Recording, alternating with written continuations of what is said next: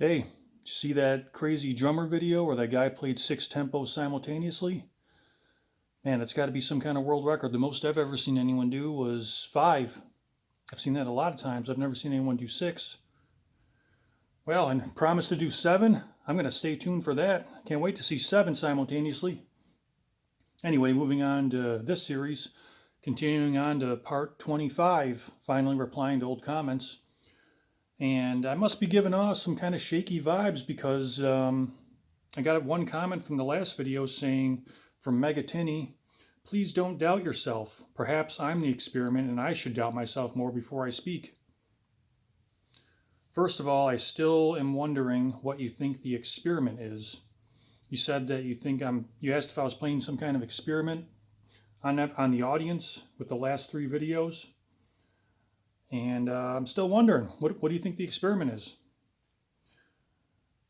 But as far as doubting myself, I don't actually doubt myself, and now I'm also wondering why you think I'm doubting myself. Because I'm pretty much confident in what I do, but the only doubt I have is in the world around me being willing to allow me to have success. Because no matter how sophisticated we become, we're all just a bunch of animals trying to eat each other. Whether it's physically through the mouth, digitally through the brain, yada, yada, yada. So there's a third example. But I think it's because maybe the comment about how small the audience is getting for this, how I called attention to that, and how I'm going to keep going until it's down to 0 views. But that was a nice comment, Megatini. I appreciate you looking out for me and telling me not to doubt myself. It is healthy to doubt yourself. So when you say perhaps I should doubt myself more before I speak, I don't know what you meant by you're the experiment. But there is a healthy amount of doubt where you should compare what you're thinking to how it lines up with your own needs as well as the needs of the greater good. You have to question whether or not it's the right balance. So if that's what you mean by doubt, then yes, I will. Wait, you said don't doubt yourself, and I just said doubt is okay. I don't think I need to come up with some kind of a concluding statement there. I think we both understand what we're saying. So anyway, moving on to the meat of the matter, the old comments we left off near the end of his master plan revealed part 10 comment section. We're just about done. A couple of really nice comments to get through. Lavone Tolleson said, "Love what you do with this. Thank you." Thank you, Lavone Tolleson. That kind of comment just makes my day. Speaking of which, Cheryl Johnson said, "Boy, you're so point on. Thumbs up." And Cheryl Johnson, I would add that both of these comments go into the category of reasons why I wanted to do this. It was because I think if it was all just hate comments, I probably wouldn't have felt the need to go back and revisit all of them. But part of it was I wanted to have some kind of a, file where all of these, it feels like an achievement to get comments like that. So I wanted like a trophy case to hang these medals in, a trophy case for the medals and a medal case for the trophies. And another one for the trophy case is this medal from Lee McGrish, who said, "I always wait for your new commentaries daily." Well, that's a darling dear thing for you to say, but I think that was one of those mixed bags where I was like, you going to stay after I'm done talking about the Chris Watts crime? I mean, it's nice that you're here for it, but what am I going to do after that? I don't even know yet. This was a dalliance for me. But you kept showing up, so and you contributed to this, and you added to the reasons why I wanted to make this series. which in some people's opinions may be the best of them all. Okay, Sonia Marie Alves de Mello said, referring to the crime that his master plan revealed is covering, something happened in his bedroom downstairs. Listen to a video. He says that she came downstairs, quote, after the commotion upstairs. Was it Shanann? Okay, before I go on there, Sonia, either I heard it wrong or you heard it wrong, because you're saying that she came downstairs after the commotion upstairs. What I heard from that part of the interrogation where Chris Watts was talking to his dad, that was all stuff he was just pulling out of his ass. It was the story he was making up, inspired by Graham and Tammy, building him up as like this loving family man who was actually the hero of the story. And Chris was so desperate for people's approval at this point, because so many people in him and Shanann's life had turned on him because Shanann went missing and he didn't seem to be helping, and they were already like suspicious. He's getting asked by all these cops, so he's also been at this point, to use a newer phrase after this happened, ghosted by the mistress who he did it for, to impress. Well, he did it partially for the mistress. I think he also did it for his immediate family, meaning the mom, dad, and sister, everyone who hated Shanann, his wife. He got rid of his wife and kids for them. And, he spent the first 8 hours of the interrogation pretending like he was completely innocent and stupid, didn't know what was going on, and just wanted everyone back. But then Graham and Tammy weren't buying it at all, along with many other people. But they talked him into this position where, like, he thought that all I have to do is admit to something and they'll let me go. They talked him into that. Man, this thing being in the way is really messing with my eyes focusing. I'm going to have Google Eyes in this video. Not that anyone watches it. I think most people just listen. But anyway, moving on. They gave him that idea of he was the hero who was protecting his family from this tragedy that happened. And he thought, wow, that's perfect. My dad will love to hear that. And then I'll finally get the affirmation and vindication that I haven't gotten from anyone else, from the mistress who ghosted me, because remember, at this point, the mistress has dumped him. And so he was thinking like it was just going to be all party time, summer vacation with the mistress after his family's out of the way. But she saw him on the news and said, I am getting away from this guy, and did. So his last hurrah here is he's trying to win the approval of the people in the police department by giving them what they want, which is a confession to something, and also his dad, and by proxy the rest of his immediate family. With this story of like his dad's going to love to hear that he killed Shanann. His mom is going to really love to hear that he killed Shanann.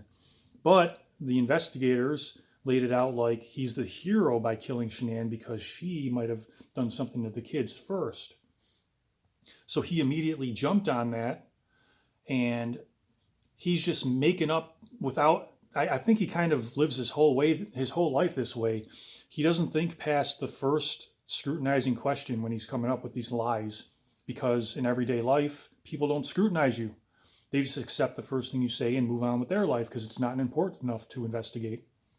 And that's what Chris is used to in his lying. So he's just making up these details on the spot about how it happened based on the inspiration from Graham and Tammy and what he thinks his dad's going to want to hear. And we possibly got maybe the most satisfying outcome of him doing that, which is, well, number one, after he told his dad this story that he just made up out of his ass there, he can no longer live as a free man for the rest of his life because he's just admitted to a murder. So he's not free to leave the interrogation anymore.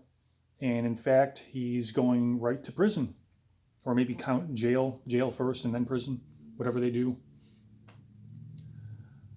But the icing on that cake is that the approval he was seeking to get from his dad by telling his dad that he murdered Shanann, he didn't get a drop of it.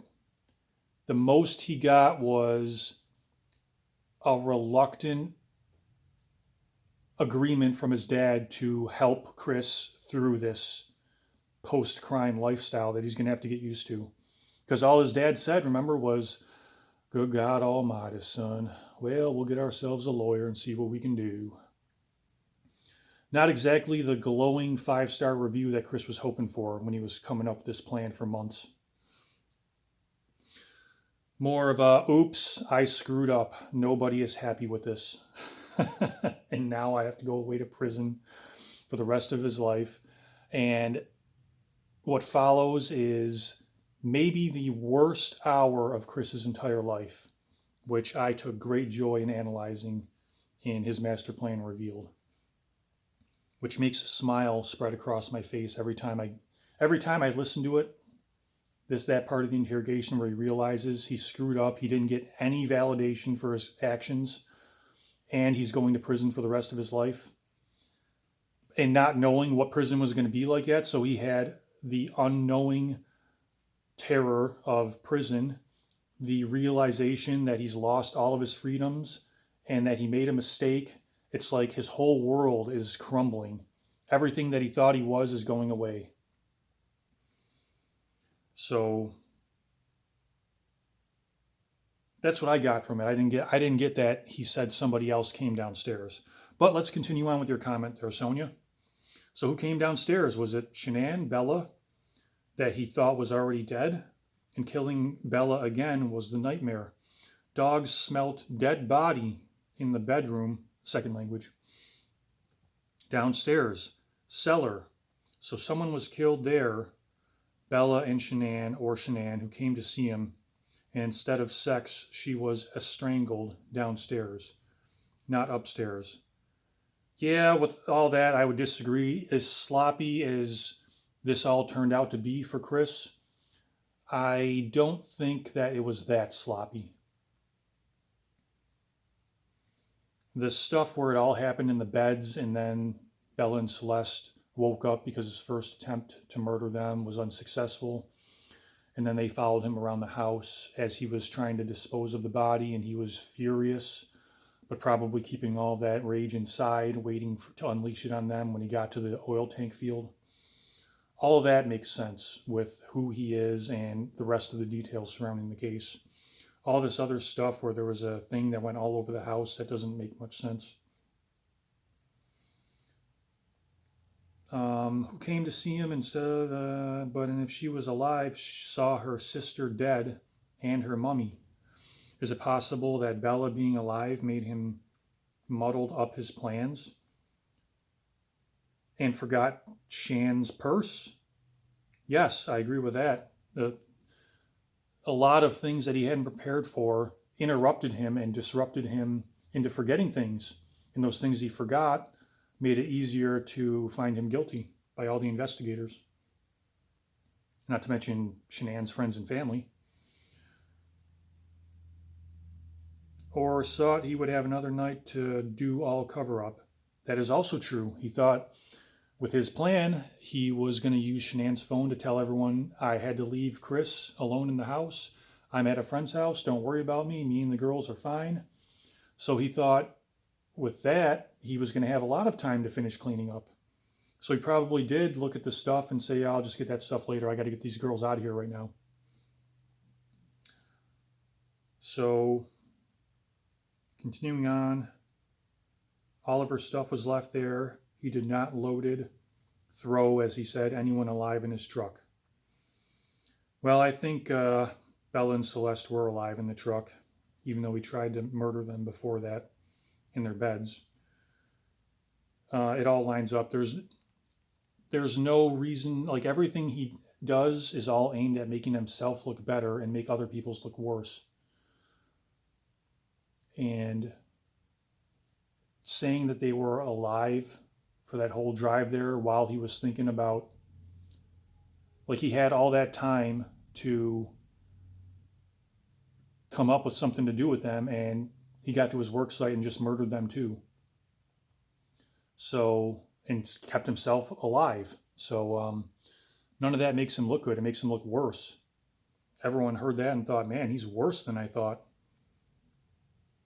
So yeah, I guess this is just the details that are open to interpretation, which is good to do in a healthy way. We should look at everything from every angle, as long as you are not letting it, not getting set on a certain thing happening and ignoring what is obviously the truth because you want to be right. That's the part where looking at something from a different angle is toxic.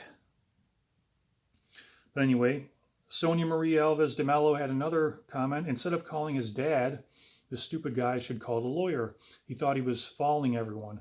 Having a lawyer in his mind would show he is guilty. Oh no, he can't show that he is too smart. Okay, that was kind of a run-on sentence there, but I think you're saying he should have just called a lawyer instead of talking to the police, but he thought he was too smart. He thought getting a lawyer would show he was guilty, and he thought he was smart enough to just fool everyone in the police department because up until that point, in his mind, from his point of view, he had fooled everybody because he had physically, technically gotten away with murder at the point where he's sitting in the police department and they're just talking to him like he's a concerned father and husband. So in his mind, he's done the act that should have landed him in prison, but he's still a free man. And I think that confidence went into his mind of, I just have to keep this going and I'll be fine.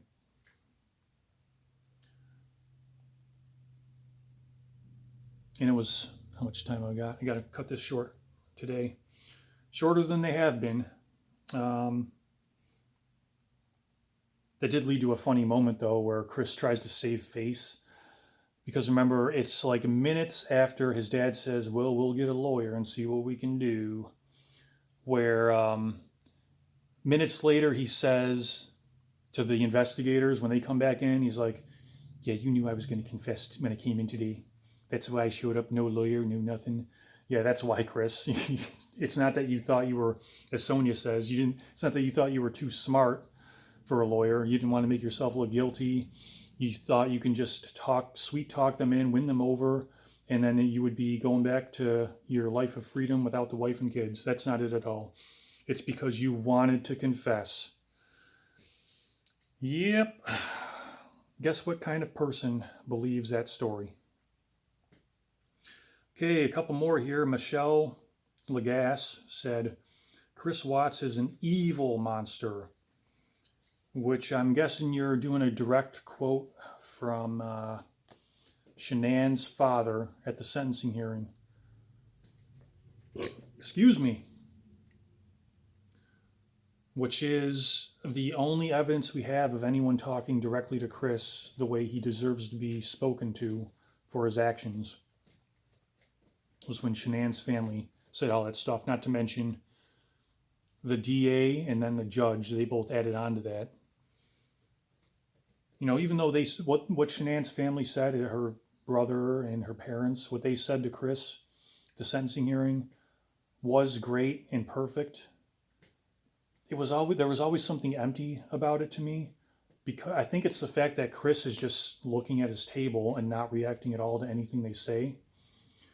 It has me considering that throughout their entire speeches, he's just sitting there saying, no matter what they say to him, no matter how much it stings him, if it does, he can just sit back and bask in, well, I killed your daughter, so who cares? Well, I killed your sister, so who cares? Nothing you say matters to me. I killed your sister, I killed your daughter, I killed your grandbabies just to get you people out of my life, so nothing you say matters to me. That's the impression I got from Chris's response to what they said at the sentencing hearing. So it was like nothing they could say was powerful enough to get through to Chris. But the great thing about that is the completely unrelated DA and judge both pretty much reiterated all the things that Shanann's family said anyway. And they are, an impartial audience who Chris has nothing on them. The DA and the judge are smart, successful, valuable human beings. And they're looking at Chris and saying all the same things in different words that Shanann's family said. So that's a good listen. Finally, Jimmy T says, I hope I did my homework. Laughing face emoji. Jimmy T, did you see the Happy Gilmore sequel? Happy Gilmore 2? Because you got one of my favorite thumbnail pictures there, not thumbnail picture, profile pic of the evil nurse from Happy Gilmore 1.